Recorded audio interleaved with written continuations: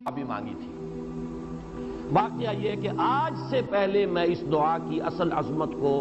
اتنا نہیں سمجھ پایا تھا جتنا آج سمجھا۔ یہ جو عظیم دعا ہے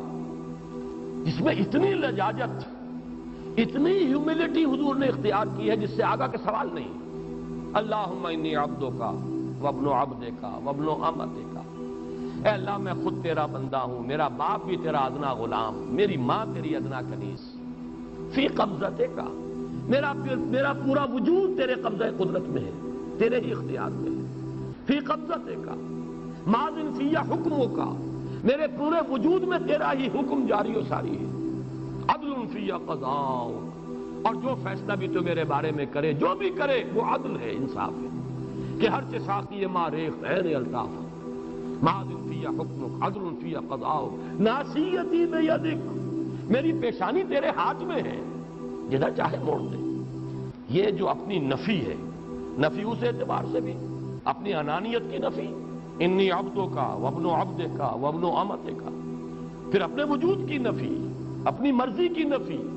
اپنے اختیار کی نفی، فی قبضتک ماضٍ فی حکمک ناصیتی بیدک عدل فی قضاءک۔ پھر دیکھیے واسطہ وہ دیا ہے جس سے اونچا واسطہ ممکن نہیں۔ اسألوک بکل اسم ہو لک، قرآن مجید میں آیا نا، فدوہ بہا وللہ الاسماء الحسنی فدوہ بہا، اچھے نام اللہ کے ہیں، اس کو پکارا کرو ان ناموں کے حوالے سے۔ اب نام کہاں سے جمع کریں سارے؟ ایک میں اسألوک بکل اسم ہو لک، جو بھی تیرے نام ہیں، سمیت بہ نفسک، جن سے تو نے خود اپنے آپ کو موسوم کیا، او علمتہ احدا من خلقک، یا تو نے اپنی مخلوق میں سے کسی کو وہ نام سکھایا، او انزلتہ فی کتابک، یا وہ نام تو نے اپنی کسی کتاب میں نازل کیا، اب استاثرت بہ فی مکنون الغیب عندک، یا اس کو تو نے خود اپنے خزانہ غیب میں محفوظ رکھا ہوا ہے۔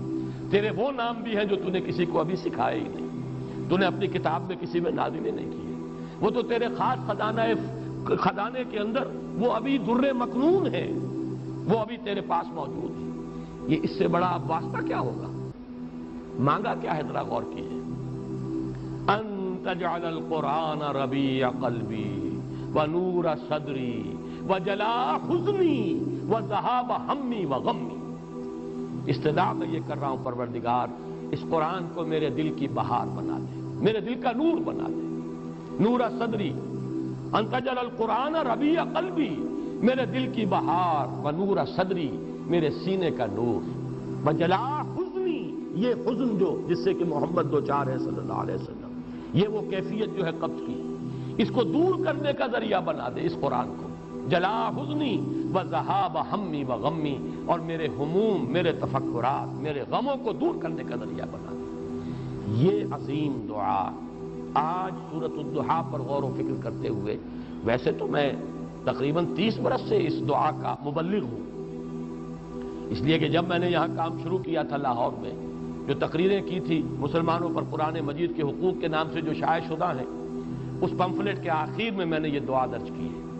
یہ اصل میں کچھ مختلف احادیث میں ٹکڑے آئے ہیں، کہیں کوئی ایک ٹکڑا کم ہے، کہیں دوسرا کم ہے، میں نے بڑی تحقیق کر کے تمام روایتوں کو جمع کر کے پھر اس کو مرتب کیا ہے، اور وہ بڑی خوبصورت میں نے اس کی سیٹنگ کی ہے، اور وہ اس کتابچے کے آخر میں ہے۔ اللہم انی عبدک وابن عبدک وابن امتک فی قبضتک ناصیتی بیدک ماضٍ فی حکمک عدل فی قضاءک، اسألک بکل اسم ہو لک سمیت بہ نفسک او علمتہ احدا من خلقک او انزلتہ فی کتابک او استاثرت بہ فی مکنون الغیب عندک ان تجعل القرآن ربیع قلبی ونور صدری وجلاء حزنی وذہاب ہمی وغمی۔ یہ وہ کیفیت ہے، اور وہ قرآن جو اس کیفیت میں سب سے زیادہ پر تاثیر ہے، وہ یہ قرآن ہے، ان دو صورتوں پر مشتمل قرآن، سورۃ الضحیٰ، سورۃ الانشراح، والضحیٰ واللیل اذا سجا ما ودعک ربک وما قلی وللآخرۃ خیر لک من الاولی ولسوف یعطیک ربک فترضی الم یجدک یتیما فآوی ووجدک ضالا فہدی ووجدک عائلا فاغنی۔